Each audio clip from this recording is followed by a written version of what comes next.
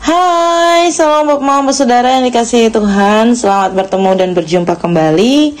Oleh kasih dan penyertaan daripada Tuhan, saya senantiasa berharap buat mama saudara semua dalam keadaan sehat walafiat dengan penuh rasa syukur kepada Tuhan. Pada hari ini kita akan membaca serta merenungkan akan firman Tuhan yang terambil dari kitab Injil Yohanes pasal 20 ayat 24 hingga ayat 29. Sebelum membaca serta merenungkan akan firman Tuhan, saya mengundang kita menyatukan hati dan pikiran di dalam doa. Kita berdoa. Bapa di dalam surga, Bapa yang kami sembah lewat anakmu Yesus Kristus, terima kasih Tuhan untuk kasih setia dan penyertaan Tuhan di dalam kehidupan kami. Kami boleh bangun di pagi hari dengan tubuh sehat dan nyaman dan menikmati berbagai aktivitas kami Tuhan. Pada saat ini kami akan membaca serta merenungkan akan firman Tuhan. Tuhan memberkati, biarlah apa yang kami baca, apa yang kami renungkan, semuanya itu boleh kami lakukan dalam kehidupan kami. Mengampuni salah dan dosa kami Tuhan. Di dalam anakmu Yesus Kristus kami telah datang dan berdoa. Amin. Bapak saudara yang dikasihi Tuhan, pembacaan kita terambil dari Injil Yohanes pasalnya yang ke-20 ayat 24 hingga ayatnya yang ke-29. Di bawah perikop, Yesus menampakkan diri kepada Thomas. Tetapi Thomas, seorang dari kedua belas murid itu yang disebut Didimus, tidak ada bersama-sama dengan mereka ketika Yesus datang ke situ. Maka kata murid-murid yang lain itu kepadanya, "Kami telah melihat Tuhan." Tetapi Thomas berkata kepada mereka, "Sebelum aku melihat bekas paku pada tangannya, dan sebelum aku mencucurkan jariku ke dalam bekas paku itu, dan mencucukkan tanganku ke dalam lambungnya, sekali-kali aku tidak akan percaya." 8 hari kemudian, murid-murid Yesus berada kembali dalam rumah itu dan Thomas bersama-sama dengan mereka. Sementara pintu-pintu terkunci, Yesus datang dan ia berdiri di tengah-tengah mereka dan berkata, "Damai sejahtera bagi kamu." Kemudian ia berkata kepada Thomas, "Taruhlah jarimu di sini dan lihatlah tanganku. Ulurkanlah tanganmu dan cucukkan ke dalam lambungku, dan jangan engkau tidak percaya lagi, melainkan percayalah." Thomas menjawab dia, "Ya Tuhanku dan Allahku." Kata Yesus kepadanya, "Karena engkau telah melihat aku, maka engkau percaya. Berbahagialah mereka yang tidak melihat, namun percaya." Demikian jauh akan firman Tuhan. Yang dikatakan berbahagia adalah setiap kita yang tidak hanya membaca, mendengar, tetapi bersungguh-sungguh untuk melakukan dalam kehidupan kita hari lepas hari. Shalom Bapak saudara yang dikasihi Tuhan, selamat bertemu dan berjumpa kembali. Hari ini puji dan syukur kepada Tuhan ya, Kotong masih diizinkan Tuhan untuk membaca serta merenungkan akan firman Tuhan. Kotong membahas tentang kisah Thomas. Kalau mau dikasih ingat, atau Bapak Mama udah masih ingat, kebaktian minggu kemarin Mama Pendeta juga sempat membahas tentang Thomas. Tetapi saya mau bilang pada hari ini, pembahasan ini merupakan sambungan dari apa yang diberitakan di hari Minggu kemarin dan hari Senin. Bapak Mama, Bapak Saudara yang dikasihi Tuhan, omong-omong tentang Thomas ini, potong selalu mengenal dia sebagai seorang yang tidak percaya kalau tidak melihat.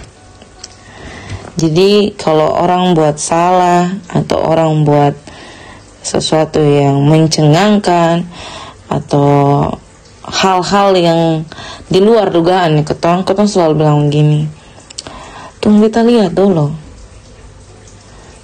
Kalau bisa lihat berarti lu tipu." Tanpa kau sadari bahwa kau adalah Thomas. Tapi pas orang lain buat seperti itu, kau mengatai dong adalah Thomas. Lalu siapa sebenarnya si Thomas ini? Bapak saudara yang dikasihi Tuhan, Thomas adalah salah satu murid yang sangat-sangat terkenal karena ketidakpercayaannya soal tidak melihat Allah.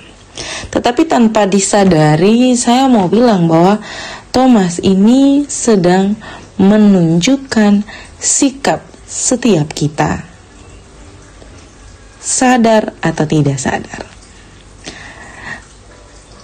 Bapak Mama sadar atau tidak sadar, sebenarnya kita adalah Thomas masa kini. Kita akan pernah percaya Tuhan ada kalau kita tidak mendapatkan berkat.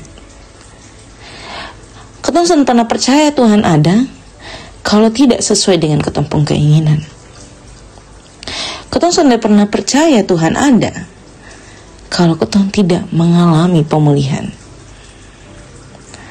Semua berdasarkan ketemu pemahaman, berdasarkan ketemu pemikiran, berdasarkan ketemu punya kemampuan. Dan kita merasa bahwa kita tidak akan melihat Tuhan kalau Tuhan tidak sesuai ketemu ekspektasi. Dan Thomas pada masa itu menunjukkan ketemu sikap masa kini. Jadi apa yang harus kotong perbaiki di sini? Bapak Mama saudara yang dikasihi Tuhan, kotong mungkin secara tidak langsung ketika mendengar ini firman, kotong akan menolak bahwa kotong bukan Thomas. Tetapi saya berperilaku jujur menyatakan bahwa saya adalah Thomas. Dengan pemberitaan firman ini, saya mulai melihat kembali saya punya pribadi. Saya mulai mengecek pribadi saya. Dengan begitu saya bisa melihat bahwa ternyata memang ada penyertaan Tuhan di dalam kehidupan saya. Kalau ketong sone mengecek ketopong pribadi, lepas pribadi melalui firman yang tiap hari ketong dengar, tentu menjadi suatu pertanyaan ketika itu firman ketong hanya dengar dan sia-sia. Walaupun di akhir ini firman Tuhan bilang, berbahagialah orang yang tidak melihat namun percaya.